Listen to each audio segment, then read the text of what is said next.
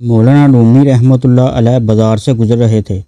مولانا صاحب کے سامنے کریانے کی ایک دکان تھی۔ ایک درمیانی عمر کی خاتون دکان پر کھڑی تھی اور دکاندار وارفتگی کے عالم میں اس خاتون کو دیکھ رہا تھا۔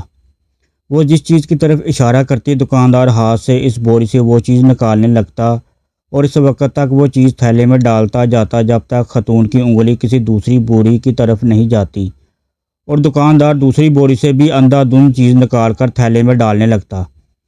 یہ عجیب منظر تھا۔ دکاندار وارفتگی کے ساتھ گاہک کو دیکھ رہا تھا اور گاہک انگلی کے اشارے سے دکاندار کو پوری دکان میں گھما رہا تھا، اور دکاندار اعلیٰ دین کے جن کی طرح چپ چاپ اس کے حکم پر عمل کر رہا تھا۔ خاتون نے آخر میں لمبی سانس لی اور دکاندار کو حکم دیا، چلو بس کرو، آج کی خریداری مکمل ہو گئی۔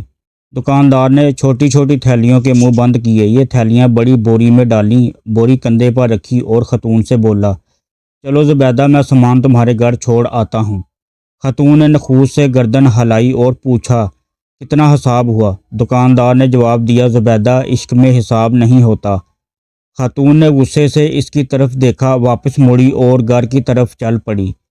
دکاندار بھی بوری اٹھا کر چپ چاپ اس کے پیچھے چل پڑا۔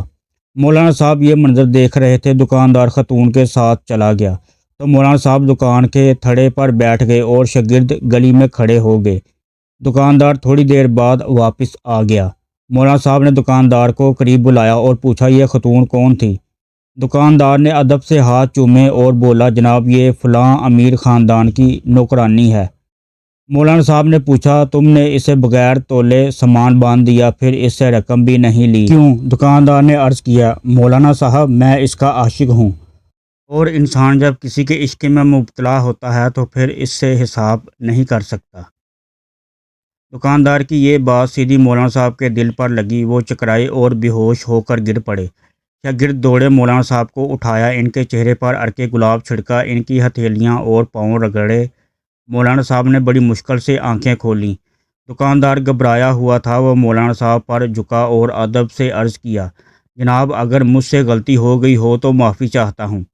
مولانا صاحب نے فرمایا، تم میرے محسن ہو، میرے مرشد ہو، کیونکہ تم نے آج مجھے زندگی میں عشق کا سب سے بڑا سبق دیا۔ دکاندار نے حیرت سے پوچھا، جناب، وہ کیسے؟ مولانا صاحب نے فرمایا، میں نے جانا تم ایک عورت کے عشق میں مبتلا ہو کر حساب سے بگانے ہو، جبکہ میں اللہ کی تسبیح بھی گن گن کر کرتا ہوں، نفل بھی گن کر پڑھتا ہوں، اور قرآن مجید کی تلاوت بھی اوراق گن کر کرتا ہوں، لیکن اس کے باوجود اللہ تعالیٰ سے عشق کا دعویٰ کرتا ہوں۔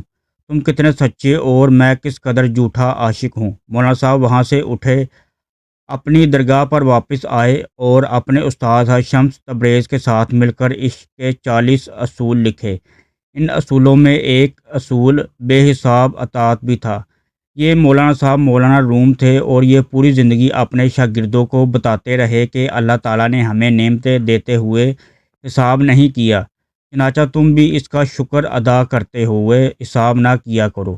اپنی ہر سانس کی تار اللہ کے شکر سے جوڑ دو، اس کا ذکر کرتے وقت کبھی حساب نہ کرو، یہ بھی تم سے حساب نہیں مانگے گا، اور یہ کل عشق الہی ہے۔